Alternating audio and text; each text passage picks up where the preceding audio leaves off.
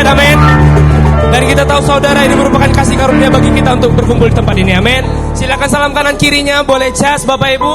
Kita bersemangat di hari Minggu ini, amin. Ada sesuatu yang baru yang akan ditanamkan Tuhan dalam diri kita. Bagaimana kerajaan Allah nyata di muka bumi ini, amin.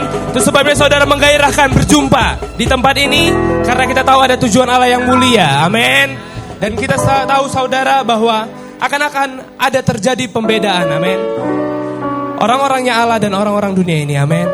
Karena kita beroperasi dari ruang tahta, Bapak Ibu. Itu sebabnya kita membawa mandat ini kemanapun kita pergi, kemanapun orang yang kita jangkau, Bapak Ibu. Kita membawa mandat kerajaan. Itu sebabnya kita adalah orang-orangnya Allah, amin. Dan kita akan berkata bahwa datanglah kerajaan-Mu Tuhan di bumi seperti di sorga. Berikan kemuliaan bagi Allah, haleluya.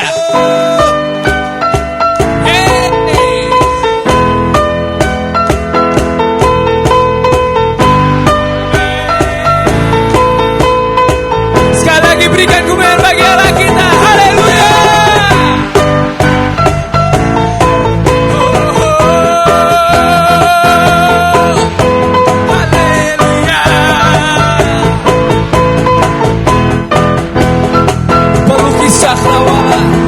Pelukis cakrawala merangkai jagat raya, pencipta alam semesta, pemilik kehidupan yang sanggup menyelamatkan. Dialah jalan kebenaran. Kami rindukan kuasa lawannya. Kebangkitan pasti terjadi.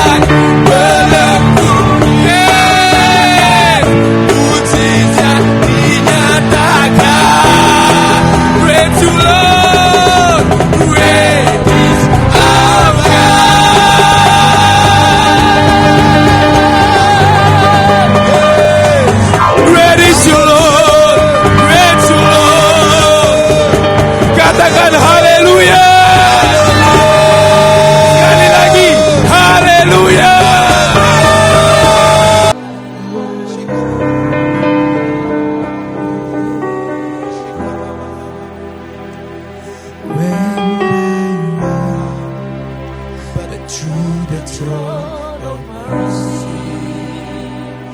Where will I live but at the cross of grace? How great the love, how strong the hand that holds us. Beautiful, so beautiful, so here I bow to lift you high, Jesus, be glorified in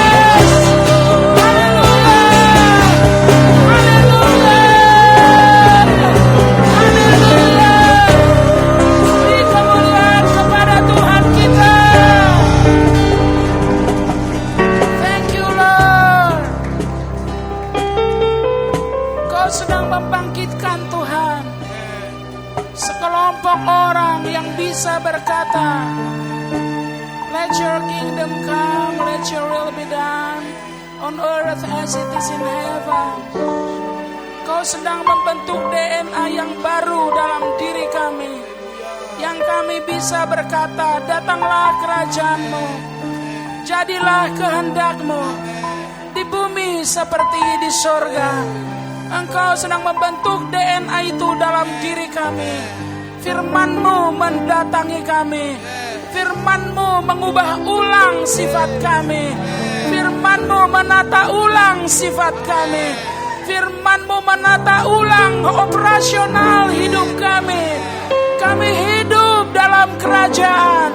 Engkau dengan firman-Mu, melalui firman-Mu mengundang kami untuk kami menjadi sekelompok orang yang sungguh berkata, datanglah kerajaan-Mu, jadilah kehendak-Mu di bumi seperti di sorga.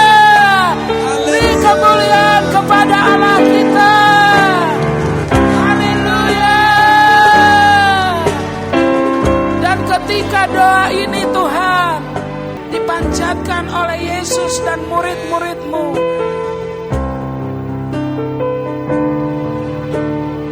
kehidupan yang sama akan terbentuk dalam diri kami.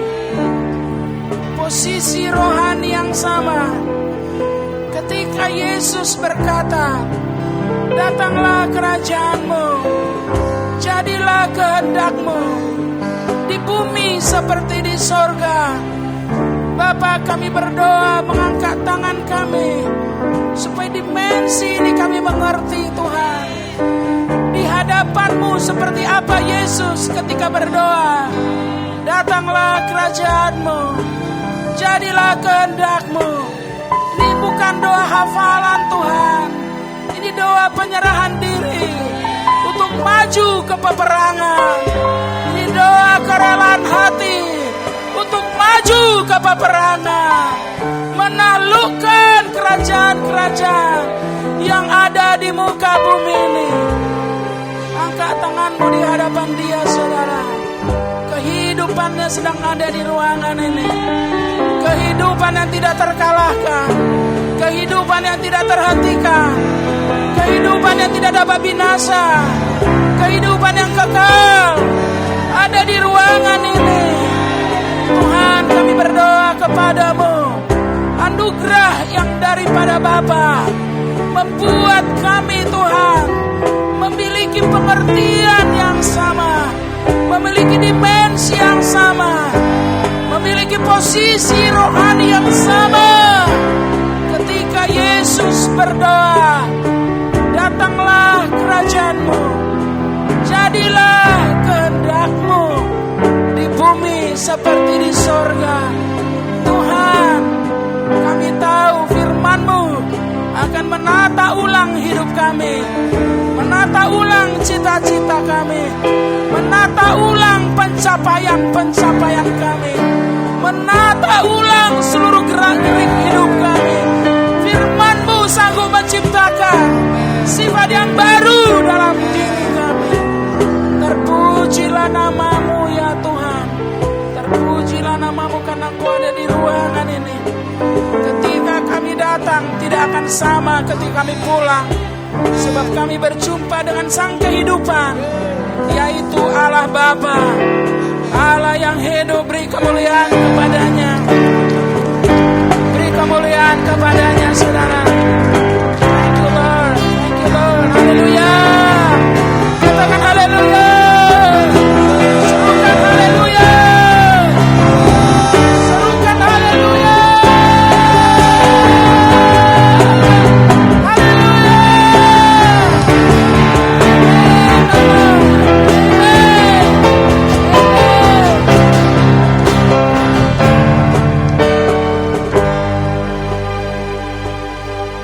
Terima kasih buat hari ini Tuhan. Kami tidak akan pernah sama lagi. Iman itu terus bangkit dalam diri kami, bahwa oleh firman-Mu kami tidak akan sama lagi. Iman ini terus hidup dalam hidup kami, sama seperti yang dimiliki oleh nenek-nenek moyang kami.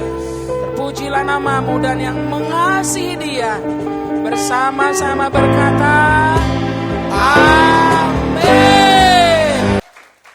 Kita akan mendengarkan pujian dari putri-putri raja, karena kita ada dalam kerajaan.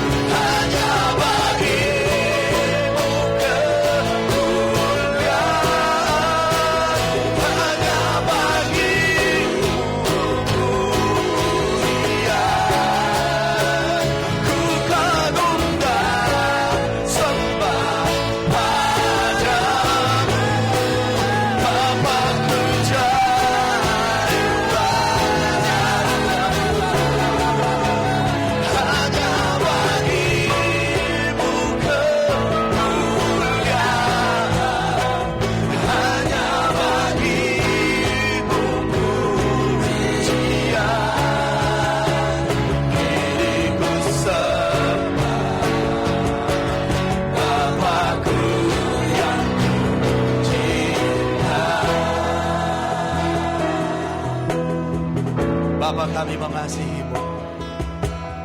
Bapa, kami menyembah-Mu.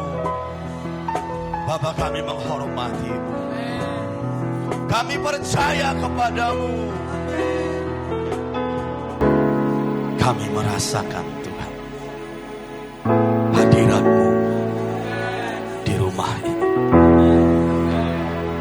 Mendiami kami, memenuhi kami, di sekitar kami. Ya, hadirat-Mu, hadirat-Mu, hadirat-Mu, hadirat-Mu, hadirat-Mu, memenuhi atmosfer di ruangan, memenuhi tempat ini, menyembuhkan, memulihkan, membawa kami naik. Terpujilah nama-Mu, terpujilah nama-Mu. Haleluya, haleluya. Dia Bapa kita, saudara. Jangan pernah takut datang kepada. Datang dengan penuh gairah, datang dengan penuh sukacita, sebab Dia tidak akan pernah menolakmu, karena Dia selalu setia mengasihi. Terima kasih Bapa, terima kasih Bapa, terima kasih Bapa. Amin Tuhan, amin, amin. Haleluya. Kami tahu kami tidak akan sama lagi. Kami tahu Tuhan, kami tahu. Terima kasih. Terpujilah Engkau, terpujilah Engkau. Haleluya. Dalam nama Yesus kami berdoa, kami bersyukur. Haleluya. Kita yang percaya, kita yang diberkatinya, sama-sama berkata amin. Haleluya. Silakan duduk. Saya berharap kita terus ada di aliran kebenaran yang ada di rumah kita. Caranya bagaimana? Dengan mendengarkan MP3-nya. Selalu hadir di mana saya hadir. Selalu hadir di mana pertemuan hadir. Maka kita akan selalu ada di frekuensi yang sama. Ini bukan seberapa banyak besar tenaga yang kita keluarkan untuk membuka pintu, tapi ini berbicara tentang kau punya kunci atau tidak. Kalau kau punya kunci, kau gak perlu mengeluarkan tenaga yang banyak. Kau tidak perlu mengeluarkan kekuatan yang banyak. Kau tinggal membukanya dan pintu akan terbuka. Sama dengan kalau kita membuka brankas. Seberapa kuat pun brankas itu tidak akan bisa kita buka. Tapi kalau kita memiliki passwordnya, kita akan mudah membukanya. Demikianlah pengertian. Demikianlah pewahyuan. Demikianlah rahasia kerajaan sorga. Bukan seberapa banyak doa kita, baca firman, dan usaha rohani yang lain. Tapi apakah kita memiliki frekuensi untuk membuka pewahyuan Tuhan? Engkau akan menerimanya begitu saja. Jadi saudara, supaya kita benar-benar memahami ini tahun manifestasi kerajaan, saya berharap kalian umat Tuhan di rumah ini, semuanya kita selalu ada di frekuensi yang sama dengan mengikuti MP3-nya, dengan hadir di mana saya selalu hadir. Hadir di mana pertemuan kita selalu ada. Baik, ini minggu yang ketiga kalau saya tidak salah. Dan saya ingin membagikan lanjut tentang topik besar kita, yaitu manifestasi kehidupan kerajaan dari judul ke judul. Judul minggu lalu saya berbicara bahwa orang-orang dalam kerajaan itu wajib berbuah. Dan hari ini saya akan melanjutkannya dengan topik yang next level. Dan ini akan memberikan kita semakin teguh keyakinan, maksud saya, bahwa memang kita wajib berbuah. Orang-orang kerajaan itu wajib berbuah. Nah, untuk kita tahu judul kita pagi ini, saya mau kita buka kembali Lukas pasal yang ke-19, saudara. Ini menjadi perikop yang akan sering-sering kita pakai. Mengapa? Karena ini adalah tentang perumpamaan kerajaan Allah yang akan dinyatakan di masa akhir, di mana Yesus akan datang. Saudara, di ayat yang ke-11, mari kita baca. Dan saya berharap media di belakang bisa standby menulis apa yang saya sampaikan. Sebab kalau kita mengerti, maka kita akan masuk. Dan nanti media akan membantu kita untuk mengerti. Karena apa yang saya sampaikan di hari-hari yang lalu akan mereka tampilkan. Dan akan membantu kita untuk mengingat. Untuk mengingat. Ayat yang ke-11, untuk mereka yang mendengarkan dia di situ, Yesus melanjutkan perkataannya dengan suatu perumpamaan. Sebab ia sudah dekat Yerusalem dan mereka menyangka bahwa kerajaan Allah akan segera kelihatan. Memang ini berbicara tentang manifestasi kerajaan Allah. Bisa mengerti? Dan manifestasi kerajaan Allah yang terakhir adalah kedatangan Tuhan. Dia akan datang sebagai raja. Dia tidak datang sebagai juru selamat. Dia datang sebagai raja. Bisa mengerti? Nah, ayat yang ke-12. Maka ia berkata, ada seorang bangsawan berangkat ke sebuah negeri yang jauh untuk dinobatkan menjadi raja di situ. Dan setelah itu baru kembali. Nah, mudah kita memahami ayat 12 ini bahwa ini berbicara tentang Yesus sebenarnya. Bahwa dia sekarang ada di sorga menunggu saat waktu dinyatakan bahwa dia akan kembali. Bisa paham? Nah, waktu Yesus ada di sorga, apa yang dia tinggalkan? Menurut perumpamaan ini adalah mina. Mina yang dia tinggalkan. Baru dia kembali berikutnya. Bisa paham? Ayat yang ke-13. Ia memanggil 10 orang hambanya dan memberikan 10 mina kepada mereka. Katanya, pakailah ini untuk berdagang sampai aku datang kembali. Nah, inilah pekerjaan kita. Sebelum Tuhan datang, pakai mina ini. Sebelum aku datang. Itu perintah. Perintah. Bukan usulan. Ini perintah. Mengapa? Karena ada hamba yang tidak mengembangkan minanya. Tuhan berkata, kau hamba yang jahat. Mengapa? Karena dia tidak taat. Ini perintah. Kembangkan. Bisa mengerti? Kenapa rupanya harus dikembangkan? Karena di ayat berikutnya dijelaskan. Ayat yang ke-15 kita lompat. Dan terjadilah ketika ia kembali. Nah, ini waktu Yesus kembali. Setelah ia dinobatkan menjadi raja, ia menyuruh memanggil hamba-hambanya yang telah diberinya uang itu untuk mengetahui berapa hasil dagang mereka masing-masing. Orang yang pertama datang dan berkata, Tuan, mina Tuan yang satu itu telah menghasilkan 10 mina. Katanya kepada orang itu, baik sekali perbuatanmu itu, hai hamba yang baik. Engkau telah setia dalam perkara kecil, karena itu terimalah kekuasaan atas 10 kota. Jadi yang perlu kita pahami di sini adalah mengapa harus kita kembangkan mina itu, karena ini berbicara tentang kekuasaan.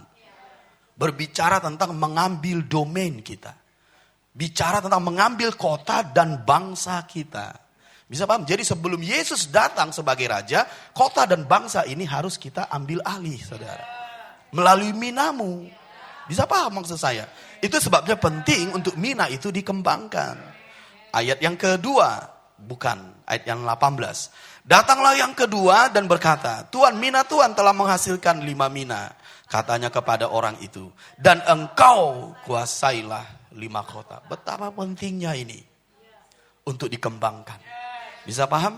Betapa pentingnya ini untuk dikembangkan. Karena ini berbicara kekuasaan, ini berbicara kehendak Allah kepada kita, kehendak Tuhan kepada kita untuk mengembangkan mina itu. Katakan, dari 1 mina menjadi 10 mina, aku diberi kasih karunia, aku diberi kekuasaan atas 10 kota. Minaku membawa aku memerintah. Bisa paham?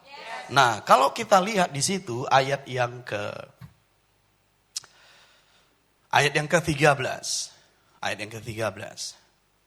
Ia memanggil 10 orang hambanya dan memberikan 10 mina kepada mereka. Katanya, pakailah ini untuk berdagang sampai aku datang kembali. Jadi dari ayat ini kita menyadari begini saudara.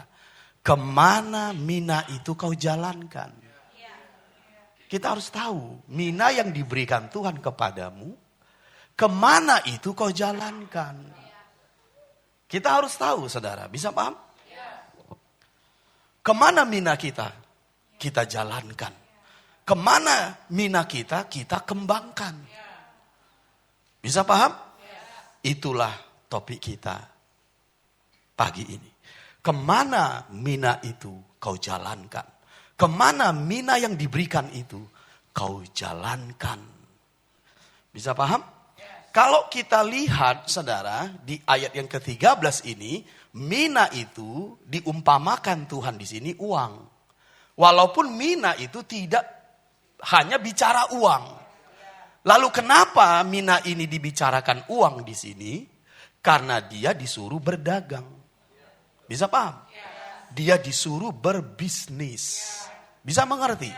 Berarti mina itu yang adalah uang dalam perumpamaan ini dibawanya untuk berdagang. Ya memanglah uang pada umumnya dibawa untuk berdagang, dibawa untuk berbisnis. Jadi kesimpulan mina itu kita bawa di tempat-tempat kerja kita. Mina itu kita bawa, kita sebut dengan bahasa marketplace. Mina itu kita bawa di domain-domain kita. Dan mina itu kita bawa di tengah-tengah masyarakat kita. Jadi mina itu di sana kau kembangkan. Saya mau ulangi saudara. Mina itu kita bawa di tempat-tempat kerja. Mina itu dibawa ke tempat domain kita. Mina itu kita bawa di marketplace. Ini bahasa kerennya.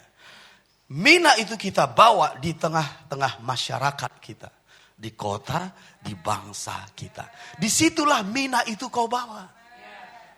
Dari pengertian ini maka kita dapat kesimpulan bahwa orang-orang percaya yang ada di gereja harus pergi keluar. Bisa mengerti? Kalau dia mau mengembangkan minanya, dia harus pergi keluar. Dia harus pergi ke masyarakat. Dia harus pergi ke tempat-tempat kerja. Dia harus pergi ke marketplace. Dia harus pergi ke domain-domain yang ada. Karena disitulah mina itu nanti kau kembangkan. Bisa paham maksud saya? Kalau kita lihat di kitab Wahyu, mari beri perhatian karena saya akan mulai lebih dalam masuk saudara. Dengarin papa. Di kitab Wahyu, tempat-tempat kerja ini, atau marketplace, atau domain-domain kita ini saudara, itu ada di kitab Wahyu dicatat, itu disebut dengan istilah 7 gunung. 7 gunung. Siap masuk kepada kebenaran ini? Mari kita buka Wahyu pasal 17. Jadi kitab Wahyu, saudara, kitab yang menceritakan tentang hal-hal yang akan datang, ternyata menceritakan tentang marketplace. Berbicara tentang domain-domain. Berbicara tentang bidang-bidang pekerjaan. Kitab Wahyu loh, saudara. Di masa kita ini. Jadi kita juga harus memberi perhatian yang sungguh-sungguh di masa kita hidup ini. Karena kitab Wahyu membicarakan ini sebagai hari-hari terakhir. Marketplace, suku, kaum, dan bahasa, kota dan bangsa. Itu diceritakan di kitab Wahyu. Dan bagaimana kita orang-orang benar hidup di masa-masa ini. Wahyu menceritakannya. Bisa paham ya? Coba kita buka Wahyu pasal 17. Wahyu pasal 17. Ayat yang pertama. Wahyu pasal 17 ayat yang pertama. Lalu datanglah seorang dari ketujuh malaikat yang membawa ketujuh cawan itu dan berkata kepadaku, mari ke sini, aku akan menunjukkan kepadamu putusan atas pelacur besar yang duduk di tempat yang banyak airnya. Pelacur besar gambaran dari iblis itu. Paham? Dan di sini diceritakan dia duduk di tempat yang banyak airnya. Duduk artinya mengendalikan. Duduk artinya mengontrol. Di tempat yang banyak airnya. Bisa paham? Di sini disebut dia perempuan Babel, pelacur besar, iblis itu, terserah apa nama-namanya. Tapi dia duduk di tempat yang banyak airnya, dia mengontrolnya, mengendalikannya. Bisa paham? Nah, apa yang dia kendalikan, apa yang dia kontrol di sini? Mari kita lompat ke ayat yang ke-15. Lalu ia berkata kepadaku, semua air yang telah kau lihat, di mana duduk tadi pelacur besar itu. Paham? Semua air yang telah kau lihat, di mana wanita pelacur itu duduk, adalah bangsa-bangsa dan rakyat banyak, dan kaum dan bahasa. Jadi pelacur besar ini duduk di atas bangsa-bangsa, rakyat banyak, kaum dan bahasa. Dia mengendalikannya, dia mengontrolnya. Itulah dunia kita yang di luar sana. Bisa paham maksud saya? Mereka dikendalikan, dikontrol oleh pelacur besar ini. Bisa mengerti? Nah, sekarang kita ke ayat yang ketiga dulu. Ke ayat yang ketiga. Dalam roh aku dibawanya ke padang gurun. Dan aku melihat seorang perempuan duduk di atas seekor binatang yang merah ungu. Siapa perempuan ini? Pelacur besar tadi. Yang kita baca barusan dia duduk di mana? Di tempat yang banyak airnya. Nah sekarang dia duduk di atas seekor binatang. Apalagi ini? Bisa paham? Tadi yang baru kita baca dia duduk di tempat yang banyak airnya. Dan kita tahu apa itu. Bisa mengerti? Nah sekarang dia duduk di atas seekor binatang. Dan kita mau tahu apa binatang ini. Bisa paham? Nah lihat. Di atas seekor binatang yang merah ungu. Yang penuh tertulis dengan nama-nama hujat. Binatang itu mempunyai 7 kepala dan 10 tanduk. Itulah binatang tadi. Nah sekarang kita mau ngerti apa arti binatang itu. Ayat yang ke-9. Yang penting di sini ialah akal yang mengandung hikmat. Ke-7 kepala itu. Ini yang binatang tadi yang diduduki perempuan itu. Adalah 7 gunung. Bisa paham? 7 gunung. Yang di atasnya perempuan itu duduk. Tarik kesimpulan. Bahwa suku kaum dan bahasa itu ada tersebar di 7 gunung. Yang mengerti amin dulu. Jadi suku, kaum, dan bahasa rakyat yang banyak itu tersebar di 7 gunung. Karena itulah yang diduduki perempuan tadi. Tarik kesimpulannya, karena kita akan bicara 7 gunung itu apa. Bisa mengerti? Nah, kalau kita lihat di sini istilah 7 gunung. Ada di mana ini? Di luar sana. Inilah tempat-tempat di mana Yesus berkata kepada kita, kuasailah tempat-tempat ini. Bisa paham? Gereja diberi mandat untuk menguasai kota dan bangsa. Karena pemerintahan atas kota dan bangsa diberikan kepada orang-orang benar. Amin dulu dengan panjang. Ini mandat gereja di akhir zaman. Nah, katakan kota dan bangsa-bangsa ada di luar sana. Daerah di mana gereja harus menguasainya.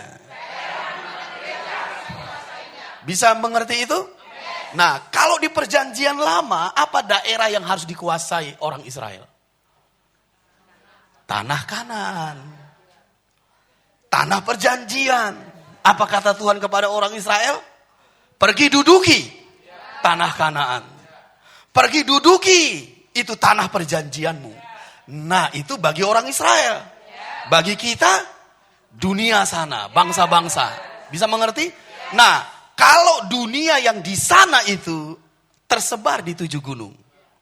Di zaman Israel, tanah Kanaan itu juga dimiliki 7 bangsa. Ulangan pasal 7. Ulangan pasal 7. Ulangan pasal 7. Ayat 1. Nanti tolong dicatat 7 bangsa ini ya Bang. Ulangan 7 ayat 1 sampai 2. Apabila Tuhan Allahmu telah membawa engkau ke dalam negeri, kemana engkau masuk untuk mendudukinya, dan ia telah menghalau banyak bangsa dari depanmu, yakni orang Het, orang Girgasi, orang Amori, orang Kanaan, orang Feris, orang Hewi, dan orang Yebus. 7 bangsa yang lebih banyak dan lebih kuat daripadamu. Jadi di masa orang Israel mereka harus menaklukkan 7 bangsa. Di masa kita gereja 7 gunung. Bisa paham maksud saya? Jadi kita harus menaklukkan 7 gunung ini. Yang adalah tempat kumpulan suku, kaum, dan bahasa. Kota dan bangsa. Bisa mengerti? Di masa Israel 7 bangsa yang kuat. Di masa kita sekarang 7 gunung. Bisa mengerti? Nah kita mau, karena kita hidup sekarang, harus tahu 7 gunung itu apa. Di masa Israel mereka tahu bangsa itu apa. Di masa kita ini 7 gunung itu kita harus tahu itu apa. Nah mari kita lihat. Tulis dulu. Yang pertama adalah orang Het. Yang kedua orang Girgasi. Itu ada di situ tadi kan? Orang Het, orang Girgasi, orang Amori, orang Kanaan, orang Feris, orang Hewi, orang Yebus. Ayo dengan cepat tulis. Orang Het, orang Girgasi, orang Amori, orang Kanaan, orang Feris, orang Hewi, orang Yebus. Kalian juga mencatat, oke? Karena saya akan tampilkan di depan. Karena saya akan membantu kita dengan mudah memahami. Ini baru kita masuki, saudara. Ini perintah Tuhan bagi kita di akhir zaman supaya gereja bisa masuk. Ingat, ini adalah baru kita masuki. Makanya kita pionir, saudara. Bisa paham maksud saya? Dan engkau harus mengerti dulu. Karena iman datang dari pengertian. Nah, ada 7 bangsa di situ. Apa yang pertama? Orang Het. Yang kedua? Yang ketiga? Yang keempat? Yang kelima?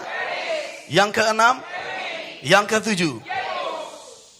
Baik, orang Het tulis. Itu adalah gunung Media. Orang Het adalah gunung Media, komunikasi. Jadi semua media sekarang, semua bidang-bidang komunikasi sekarang, itu adalah arti dari orang Het di perjanjian lama. Bisa paham? Jadi gunung yang pertama yang kita kenali dari 7 gunung di kitab Wahyu, itu adalah domain media. Domain komunikasi. Ya sekarang kita lihatlah pertelevisian, apalagi saudara media sosial. Begitu masif sekali media ini. Bahkan tahu kalian, media mengontrol cara berpikir orang-orang sekarang. Media mengontrol sekarang apa yang bisa menjadi tren dan viral. Bisa bayangkan kalau iblis mengontrol media. Itu juga akan bisa mengendalikan semua orang yang melihat media itu. Ini gunung yang harus kita ambil alih, saudara. Yang namanya domain media. Kalau kita nggak ambil alih, perempuan itu yang akan duduk di sana. Makanya banyak orang memakai media untuk maksud-maksud yang jahat. Kedepan kita akan memahami ini dengan detail. Ya, saya hanya mau memberi gambaran luas dulu untuk kita bisa mengenalinya. Itulah orang Het. Ini artinya media komunikasi. Ini gunung pertama, domain yang harus kita tahu yang namanya media. Sekarang kita masuk ke orang Girgasi. Orang Girgasi itu adalah artinya pemerintahan, gunung pemerintahan militer.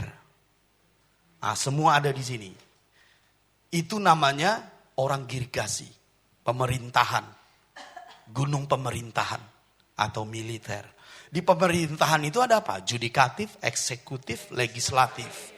Yang kita kenal itu yang ada di Jakarta sana, di provinsi juga ada. Nah ini namanya orang gerigasi. Domain pemerintahan, domain militer. Itu dia, saudara.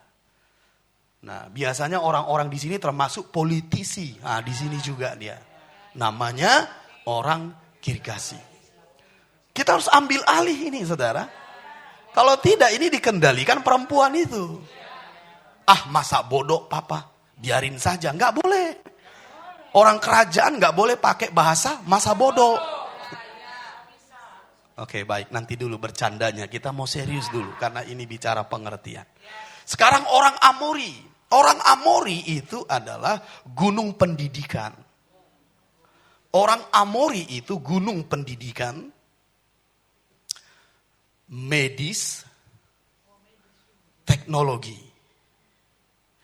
Pendidikan, medis, teknologi. Semua ada di orang Amori. Domain atau gunung pendidikan. Ini semua sekolah, universitas, tempat-tempat training. Ini namanya pendidikan. Baru kemudian medis. Kemudian teknologi. Semua ada di domain pendidikan. Coba lihat sekarang. Kadang-kadang gereja hanya memikirkan bagaimana kita supaya tahu Alkitab saja. Ayat-ayat firman. Tapi kadang kalau di sekolah kita inferior. Nyontek. Karena kita belum paham. Bahwa ini termasuk domain yang harus kita taklukkan. Nanti kau harus tahu. Kita nggak perlu belajar papa. Biarkan mereka aja yang pintar-pintar itu. Yang menemukan obat sakit kepala. Obat sakit perut. Nah berapa banyak orang yang menemukan obat sakit kepala menjadi berkat loh. Coba kalau nggak ada obat sakit kepala.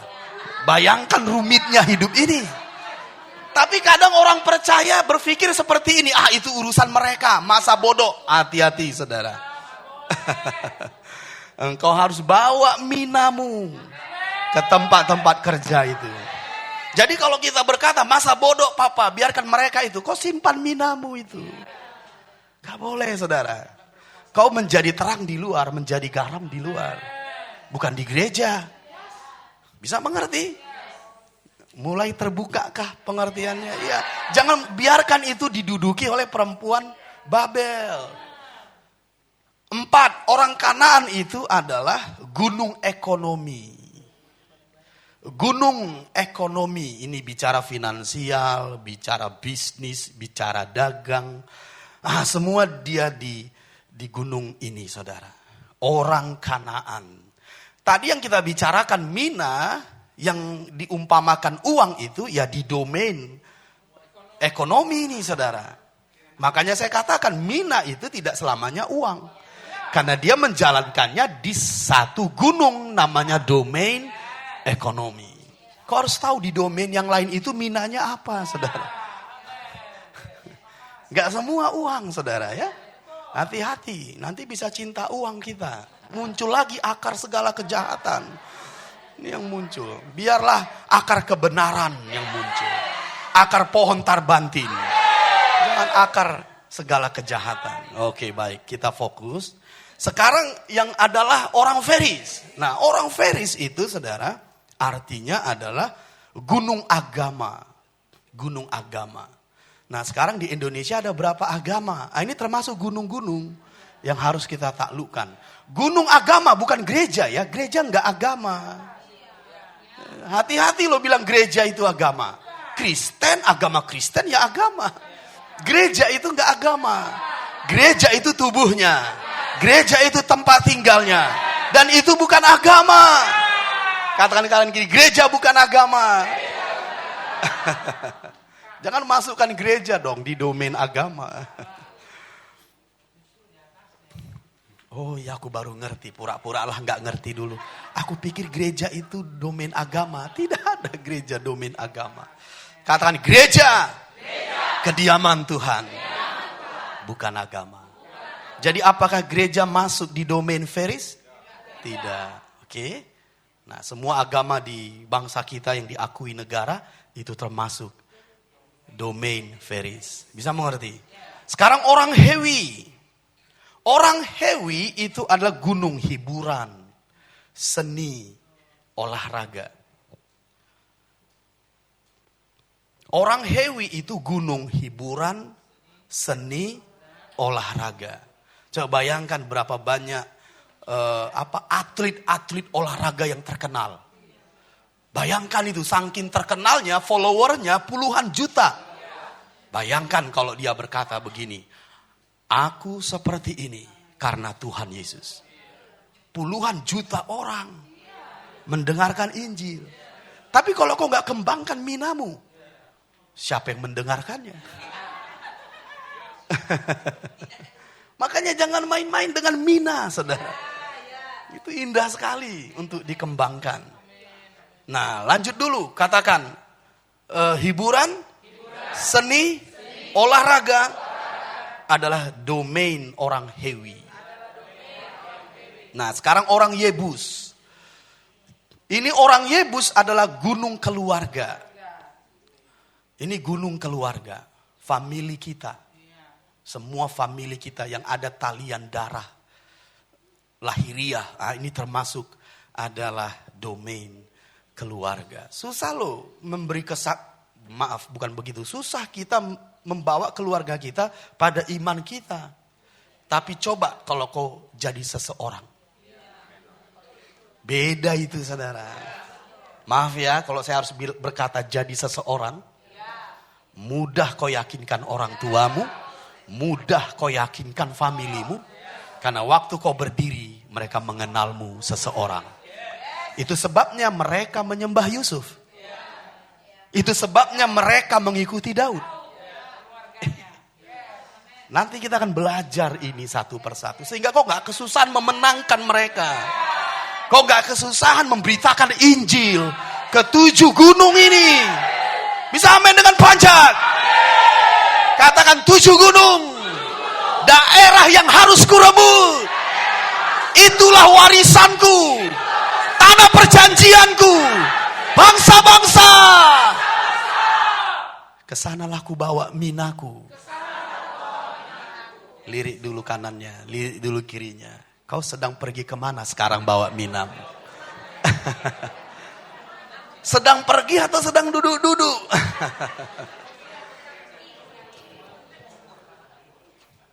Nomor 1. Tulis di bawahnya lagi, Bang. Nomor 1. Ke tempat, bukan nomor 1, kesimpulan. Ke tempat-tempat inilah kau jalankan minamu. Ingat pesan Papa. Bapak rohanimu. Bisa mengerti? Yang diutus Tuhan padamu. Umat Tuhan yang hidup di akhir zaman ini. Engkau harus pergi. Mengembangkan minamu. Ke 7 gunung ini. Karena ini daerah yang harus kita rebut. Bisa mengerti? Bagaimana caraku merebutnya, Papa? Kembangkan aja minamu. Siapa yang memberikan kota itu? Tuhan. Engkau hanya fokus untuk mengembangkan minamu. Itu aja yang fokus kau lakukan. Tuhan yang menyerahkan kekuasaan itu. Amin 2 kali. Nah, mari kita lihat dulu. Kesimpulan, ke tempat-tempat inilah kau jalankan minamu. Sebab itu, yang pertama, engkau harus tahu minamu. Yang kedua, engkau harus tahu domainmu atau tempat kerjamu. Itu dia langkah pentingnya. Saya ulangi. Engkau harus tahu domainmu. Dan engkau harus tahu minamu. Ini 2 hal yang penting yang harus kau pahami sebelum engkau memulainya dengan efektif. Lihat aja 7 gunung tadi. Bisa mengerti? Ke tempat-tempat inilah kita harus membawa mina kita. Oleh sebab itu kita harus tahu domain kita. Kita harus tahu mina kita. Boleh saya bertanya pada kalian? Di Lukas 19 tadi, apa minanya? Uang. Di 2 Raja-Raja pasal 4, masih ingat janda itu? Apa minanya? Nah, minyak kan? Dalam buli-buli, bukan uang. Nah, saya mau kasih 1 pertanyaan. Dan kalau kalian bisa menjawab, hadiahnya senyum saya. Senyum saya. Wih, senyum saya mahal loh. Apa itu pertanyaannya? Ini dia. Tahu Esther? Tahu. Apa mina Esther?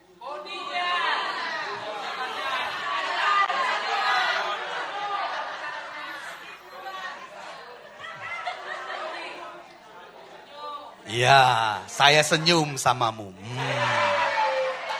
Domain Esther, tubuhnya. Tapi ingat, tubuh Esther bukan untuk dikomersilkan. Tubuh Esther untuk tujuan Tuhan melalui Mordekhai. Bisa paham? Dia ikut foto model. Dia ikut kontestan Miss World untuk menjadi ganti Ratu Wasti. Bisa bayangkan kalau Esther tidak masuk ke domain itu. Naaman akan membunuh orang Yahudi. Bisa mengerti? Karena Esther ada di istana raja. Dia bisa menghentikan rencana jahat Naaman. Kau harus tahu kenapa kau di domain itu. Katakan ini masa kerajaan. Haleluya. Kenapa Esther ditempatkan di sana? Bisa bayangkan kalau dia tidak di istana raja. Maksud jahat Naaman. Sorry, Haman. Ya, berakhiran an.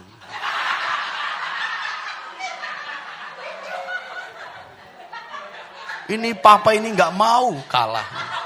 Nggak mau mengakui kesalahan. Ya, saya salah. Haman. Haman itu kan bahasa Inggrisnya He-Man. Ya. Dia laki-laki. Lagi muncul itu filmnya, saudara.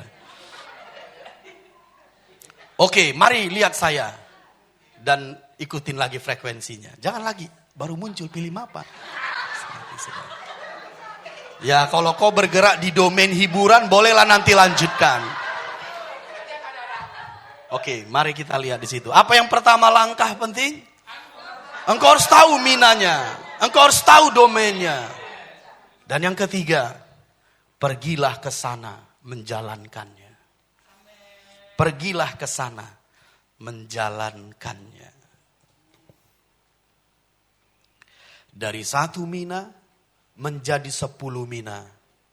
Dan Tuhan memberikan engkau kekuasaan 10 kota. Jadi kalau kau kembangkan minamu di domain-domain ini, apa yang diberikan Tuhan padamu? Kekuasaan. Itulah kerajaan. Kerajaan gak pernah datang ke bumi, gak mengambil alih.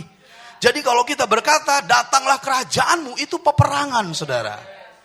Gak bisa itu dikatakan, datanglah kerajaanmu, lalu kita duduk-duduk. Enggak. Datanglah kerajaanmu, kerajaannya akan menaklukkan kerajaan-kerajaan di dunia ini. Masih ingat Thy Kingdom? Batu terungkit lepas dari langit, dari gunung dan menghancurkan patung itu. Karena nggak bisa kerajaan Allah tidak mengambil alih. Jadi manifestasi kehidupan kerajaan di domain-domain, engkau harus membawanya untuk mengambil alih. Caranya bagaimana, Papa? Kembangkan minamu. Kembangkan minamu. Jadi bisa kita mengerti kenapa kita wajib berbuah? Wajib berbuah. Bisa paham? Jadi pergilah menjalankannya di sana. Ini topik minggu depan. Tulis. Pergilah menjalankan minamu. Ini topik minggu depan supaya kita bisa tahu apa maksudnya. Aliran pewahyuan ini. Nah, saudara tahu nggak mengapa kita pergi ke domain-domain itu? Ya Papa, aku tahu. Nah, kalau seandainya engkau tahu dan menjadi berkat di sana, itulah yang dikatakan Mika 4, saudara. Mari kita lihat. Mika 4, Mika pasal yang keempat, ayat 1. Inilah penggenapan Mika 4. Jadi kalau kita nggak keluar, nggak ada penggenapan Mika 4. Nah, lihat ya, Mika 4 ayat 1. Siap? Akan terjadi pada hari-hari yang terakhir, gunung rumah Tuhan akan berdiri tegak mengatasi gunung-gunung dan menjulang tinggi di atas bukit-bukit. Bangsa-bangsa akan berduyun-duyun ke sana. Stop. Di situ disebut mengatasi gunung-gunung. 7 gunung. Di kitab Wahyu, gunung-gunung ini disebut 7 gunung. Dan di antara 7 gunung ini, gunung rumah Tuhan menjulang tinggi. Bisa mengerti gak maksudnya? Kalau kita gak keluar, bagaimana ini digenapi?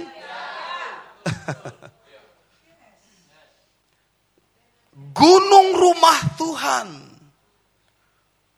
menjulang tinggi di atas gunung-gunung yang lain. Dan bangsa-bangsa katanya berduyun-duyun ke sana. Kemana? Ke gunung rumah Tuhan. Bisa mengerti maksud saya? Ayat yang kedua.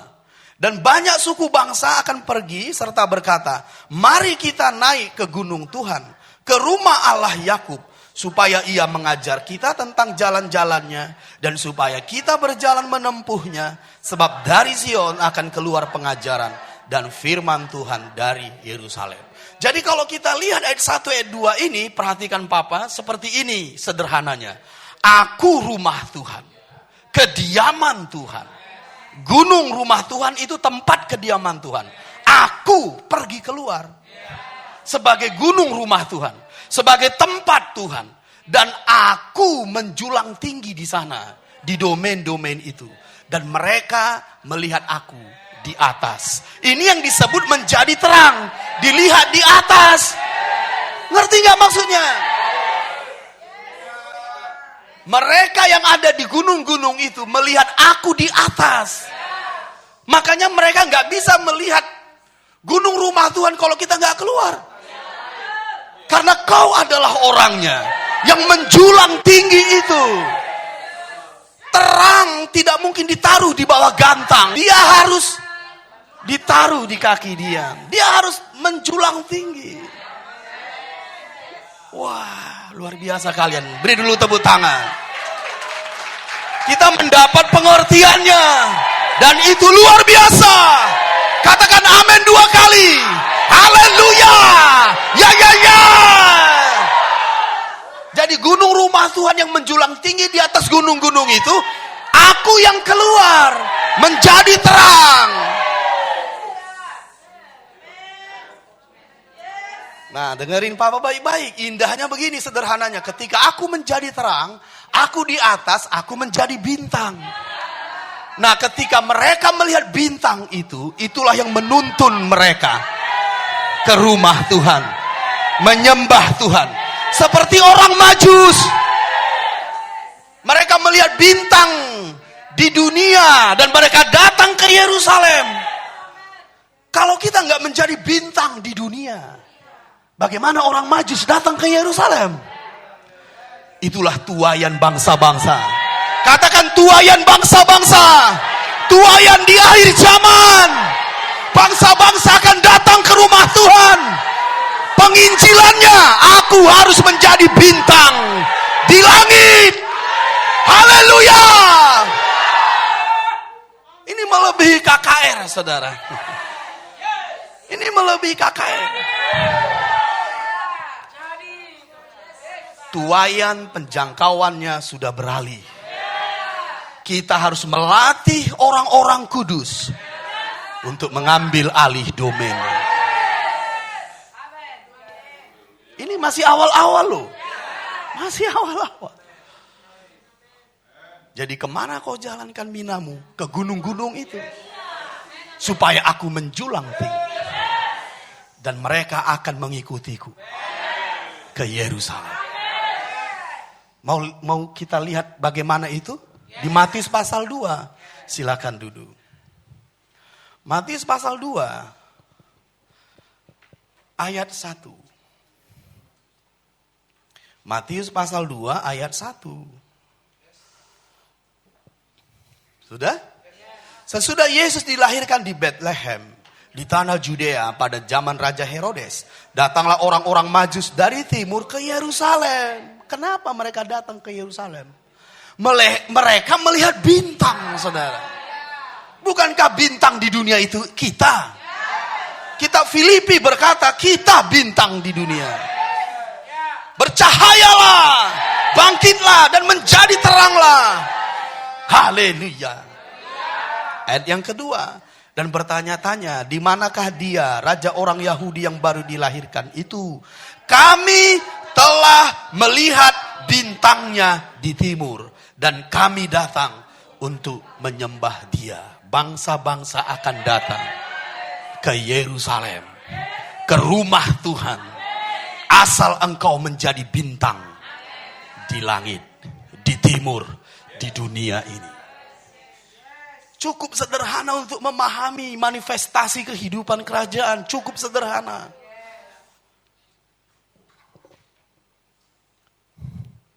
Kalau mereka melihat bintang kita di dunia, mereka akan datang. Perhatikan Papa baik-baik. Wajibkah berbuah orang-orang dalam kerajaan? Sudah mantap imannya kan? Karena ini menyangkut keselamatan bangsa-bangsa. Ini menyangkut penggenapan Mika 4. Dan ini menyangkut kekuasaan di kota-kota dan bangsa. Dan Tuhan meninggalkan padamu Mina. Dan semua kita di ruangan ini, Tuhan tinggalkan Mina. Makanya engkau harus tahu apa itu. Saya sudah kasih gambarannya. Esther minanya apa, janda itu minanya apa. Dan engkau harus tahu minamu. Engkau boleh bertanya ke Tuhan. Dan engkau jangan cepat-cepat berkata dulu begini, Papa minaku apa. Nanti saya kasih tahu, kau nggak yakin. Nggak kau jalankan juga. Lihat itu janda tadi. Datang kepada Elisa. Apa kata Elisa? Apa yang ada padamu? Nah, kau harus tahu dulu apa yang ada padamu. Apa yang ditinggalkan di rumahmu. Nabi minyak. Ketika Musa berseru-seru ke langit, Tuhan selamatkan kami, selamatkan kami, selamatkan kami. Dan Tuhan berkata, apa yang ada di tanganmu? Engkau harus tahu apa yang ada di tanganmu. Tongkat Tuhan, pakai itu. Tongkat Tuhan, iya pakai itu. Bisa tongkat mengalahkan bangsa Mesir? Bisa kalau itu di tanganmu. Diberikan di tanganmu. Tuhan, bagaimana kita memberi makan ribuan orang ini? Apa yang ada padamu? 5 roti, 2 ikan. Asal engkau tahu apa yang ada padamu. Asal engkau tahu apa yang ada padamu. Asal engkau tahu yang ditinggalkan Tuhan di dalammu. Engkau nggak harus memulai dengan banyak. Engkau memulai dengan minamu aja. 1 cukup. Karena mina itu prinsip benih. Kalau kau kembangkan, dia akan berkembang terus. Wow. Jadi ayo, Papa bisa nggak aku konfirmasi ke engkau untuk meyakinkan minaku? Bisa. Tapi sebaiknya engkau tahu. Tapi kalau kau berkata, Papa sebutkan aja minaku, aku akan taat total. Saya pakai loop dulu dong, loop. Iya, ternyata memang betul 100% dia iman. Ini minamu, bisa saya kasih. Karena saya bapakmu. Kalau kau susah. Tapi kalau kau mendengarkan saya, mendengarkan firman ini, mengalir dalam frekuensi yang sama. Roh yang menuntun. Masih ingat pernah saya doakan itu? Katakan roh yang menuntun. Roh kebenaran yang memimpin aku kepada segala semua kebenaran. Pasti memberitahumu mina itu. Kenapa dia memberitahu mina itu? Karena dari dia mina itu. Jadi dialah yang akan memberitahukanmu mina itu. Karena dari dia mina itu, bukan dari saya loh. Kalau dari saya mina itu saya akan kasih tahu, Pak Febri ini minamu. Tapi itu dari Tuhan. Kau tanya ke Tuhan dong, apa minamu? Ke depan saya akan bicara mina itu dengan lebih sempurna. Bisa paham? Yes. Tapi kau boleh bertanya ke Tuhan, apa minaku? Bisa amin dulu? Amin. Jadi pentingkah ini? Yes. Jadi target dari mina adalah kekuasaan, target dari Mina keselamatan, target dari Mina penggenapan perkataan profetik, target dari Mina kedatangan Tuhan. Target dari Mina pohon kehidupan. Lihat semuanya. Supaya kau bergairah. Menjadi pohon kehidupan minggu lalu. Diberi kekuasaan. Lukas 19. Menjadi keselamatan bagi bangsa-bangsa. Mika 4. Mina harus dikembangkan di domain-domainmu. Minggu-minggu depan kau akan mengerti lebih sempurna lagi apa yang dimaksudkan dengan ini. Bisa mengerti?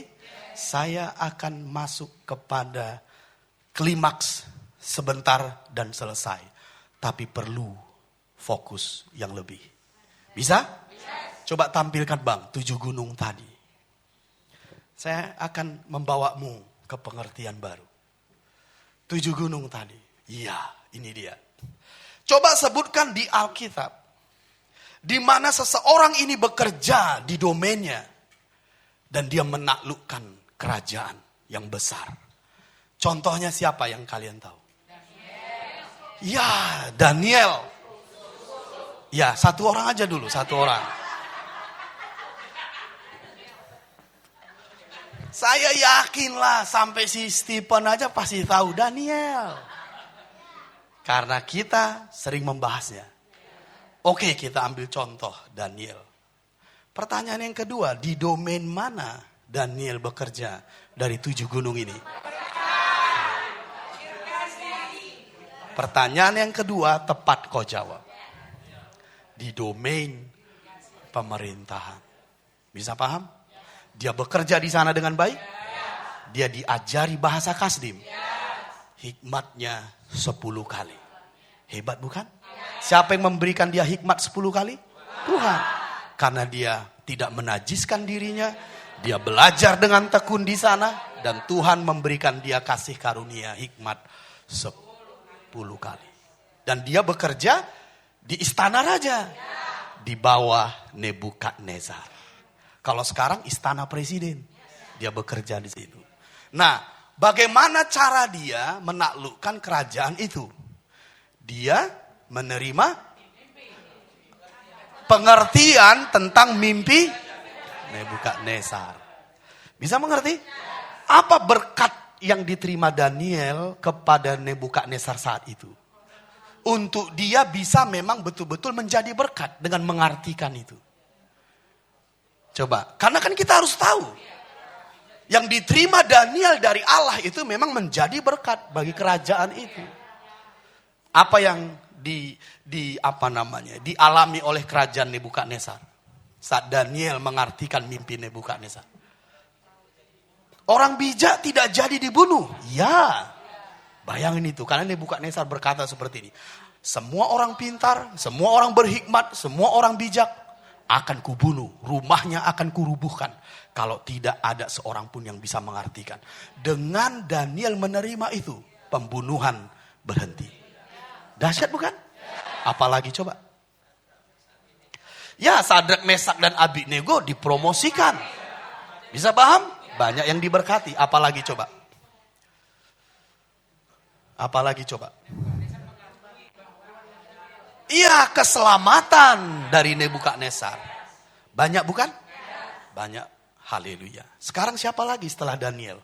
Yusuf. Yusuf bergerak di domain mana? Pemerintahan di istana Firaun. Dia ahli ekonomi. Dia bisa membawa orang Mesir seluruh bumi survive di masa kelaparan. Nah, kalaulah kalian berpikir tentang Daniel, tentang Yusuf, tentang Esther, mudah kita temukan, bukan? Di Alkitab. Tapi kalau kita lihat di dunia yang memiliki dampak yang besar bagi banyak orang, bertahun-tahun, dirasakan orang berkatnya. Siapalah yang kalian bisa sebutkan? Iya, Mam jangan sebutkan, itu dari Papa tadi. Nah, dengerin Papa baik-baik. Kadang kan kita terkunci dengan apa? Orang-orang rohani kan? Bagaimana seperti Thomas Alva Edison? Kalau tidak ada Thomas Alva Edison, lampu ini nggak ada, saudara. Bisa nggak kalian bayangkan rumah sakit tidak beroperasi karena lampu tidak ada? Bisakah kalian bayangkan pabrik-pabrik, kantor-kantor tidak ada lampu? Dengarin Papa, ratusan tahun tetap berkat dari penemuan Thomas Alva Edison dirasakan. Supaya kita jangan berpikir ini hanya berbicara orang-orang yang kita kenal rohani. Coba bayangkan kalau tidak ada lampu di ruang operasi. Berapa banyak orang yang mati.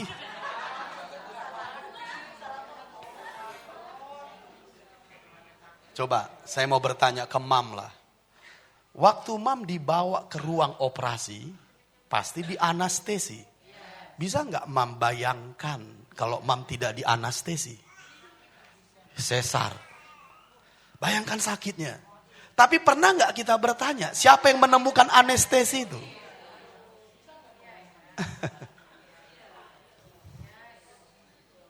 Bisa paham maksud saya? Supaya kita bisa membuka cara berpikir yang baru. Coba bayangkan kalau seandainya anestesi tidak ada. Obat-obatan tidak ada. Nah, saya kembali ke Thomas Alva Edison. Dengarin Papa baik-baik. Thomas Alva Edison ini adalah berkebangsaan Amerika Serikat dari agama Metodis. Tapi dengarkan, dia tidak percaya Tuhan. Dia percaya kepada energi itu ada di alam semesta. Dia tidak percaya seperti kita yang beriman. Tapi dia menemukan lampu listrik. Pertanyaan saya, apakah Thomas Alva Edison orang benar? Kalau kau bilang gak orang benar, ya jangan nikmatilah lampunya. Supaya terbuka pengertianmu, saudara. Jangan kita berkata, oh dia gak percaya Tuhan, dia begini, dia begitu. Pertanyaan saya, apa yang sudah kau temukan yang menjadi berkat bagi banyak orang? Kalau kau orang benar. Thomas Alva Edison bergerak di domain apa di situ? Pendidikan, teknologi, sains. Bisa mengerti maksud saya? Saya sih mau menggugah hati kita. Sudah berapa lama orang percaya ini di gereja terus? Udah berapa lama garam ditaruh di toples? Nah, dengerin Papa baik-baik. Thomas Alva Edison mendapatkan ide, bisa mengerti? Menemukan lampu listrik. Katakan ide. Penemuan. Itu dari siapa datang? Dari Tuhan. Dari Tuhan datang, saudara. Namanya diberikan mina. Dia kembangkan. Makanya tahu kalian moto Thomas Alva Edison ini? 1% ide, 99% kerja keras. Makanya dia 1000 kali dia mencoba. Ke 1001 dia menemukan. Saya mau kita memberi gambaran seperti ini. Katakan orang yang rajin menerima kekuasaan. Orang yang malas mengalami kerja paksa. Nah, saya tidak menyorot Thomas Alva Edison menemukan sesuatu karena itu datang dari Tuhan. Yang saya mau sorot begini. Bayangkan kalau Thomas Alva Edison itu kau. Berapa mulianya nama Tuhan itu. Berapa mulianya nama Tuhan itu. Itulah kekuasaan. Itulah kekuasaan dari kerajaan Allah. Saat kau berdiri dengan penemuanmu, dengan minamu itu. Contoh Thomas Alva Edison ini. Berapa banyak orang percaya? Berapa banyak orang bertobat? Contoh lagi, sekarang yang paling kecil aja. Ialah papa terlalu besar. Baik yang paling kecil. Misalnya seorang ibu, ini contoh. Jangan langsung ditiru loh. Belum tentu ini yang harus kau lakukan. Seorang ibu membuat kue. Bagaimana supaya kueku ini enak dan sehat? Berarti kan gak uang kan? Iya dong.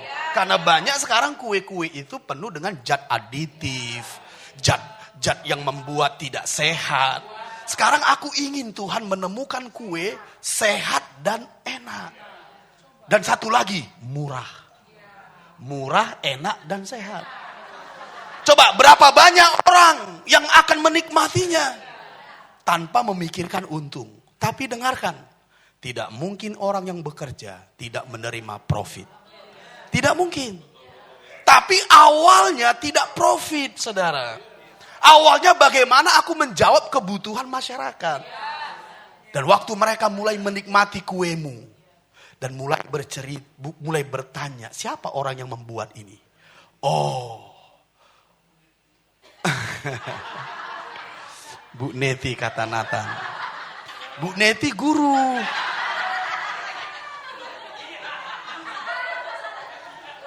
Contoh saja. Saya bilang contoh, jangan ditiru. Belum tentu.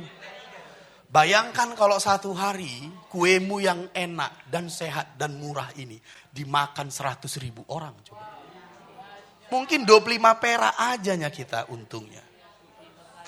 Udah berapa untungnya per hari? Tapi kita kan kadang motifnya untungnya berapa? Bukan berkatnya. Thomas Alva Edison waktu mencoba terus dia nggak memikirkan aku kaya atau tidak. Dia memikirkan berapa banyak orang nanti akan menerima manfaat lampu itu.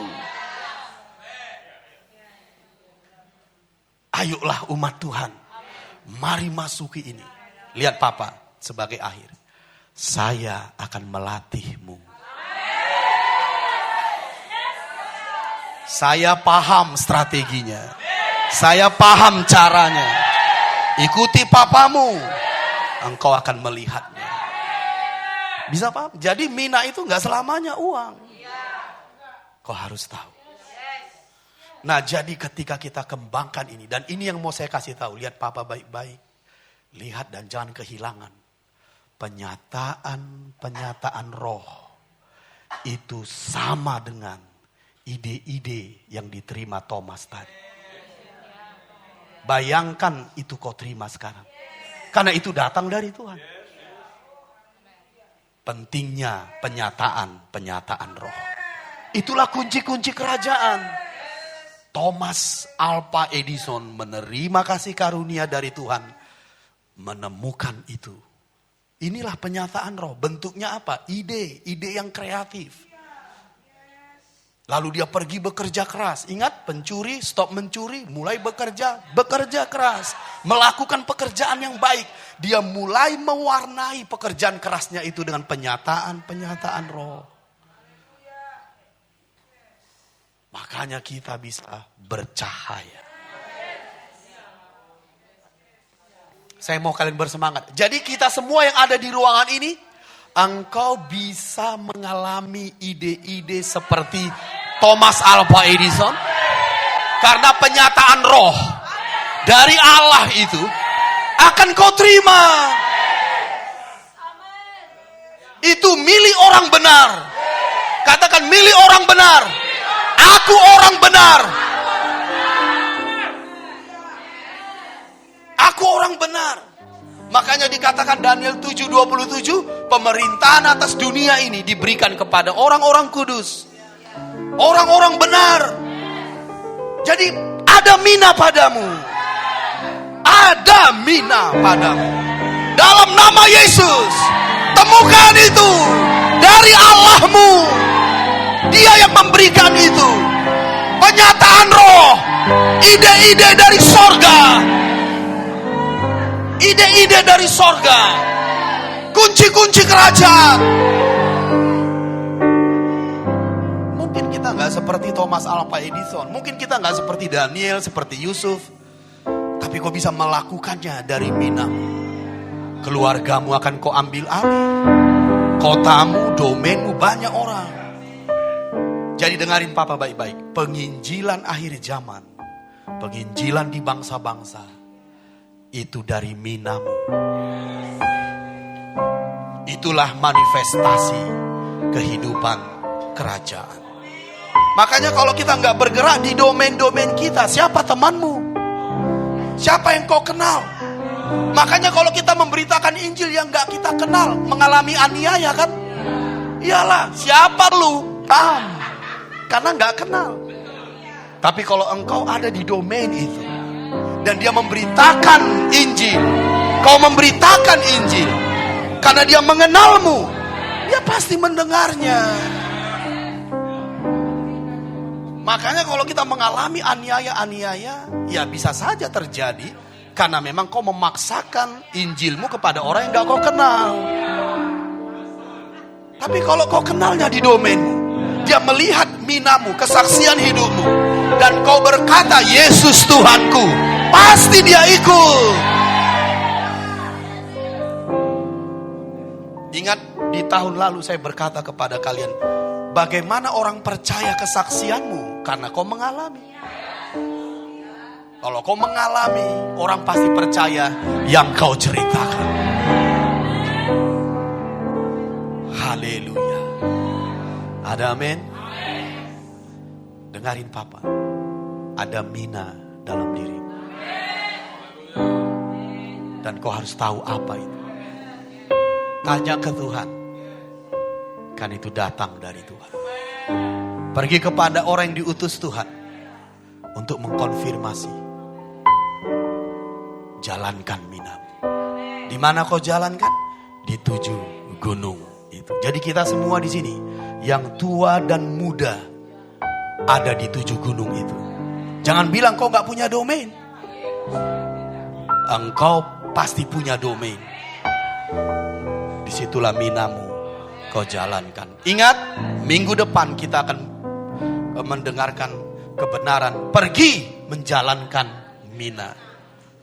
Di sini nanti Papa akan jelaskan bagaimana kau menerima ide-ide. Bagaimana kau menerima penyataan-penyataan roh itu. Lebih jelas. Sehingga minamu bisa berkembang. Mari bangkit berdiri. Haleluya.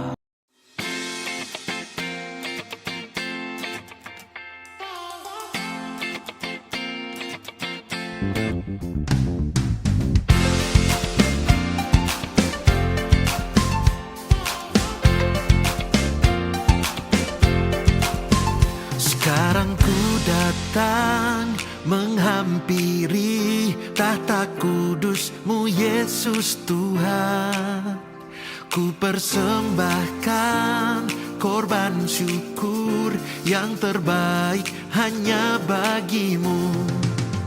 Sekarang ku datang menghampiri tahta kudus-Mu Yesus Tuhan.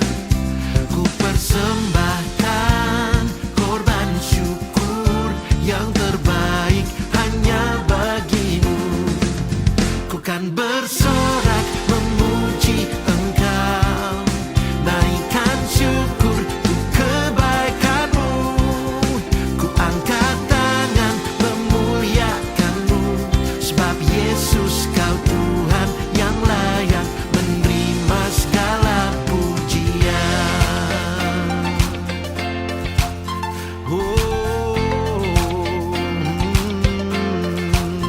Sekarang ku datang menghampiri tahta kudus-Mu Yesus Tuhan. Ku persembahkan korban syukur yang terbaik hanya bagi-Mu. Ku kan bersorak memuji Engkau, naikkan syukur untuk kebaikan-Mu. Ku angkat tangan memuliakan-Mu, sebab Yesus Kau Tuhan yang layak menerima segala. Ku kan bersorak memuji Engkau, naikkan syukur untuk kebaikan-Mu. Ku angkat tangan memuliakan-Mu, sebab Yesus Kau Tuhan yang layak menerima segala pujian.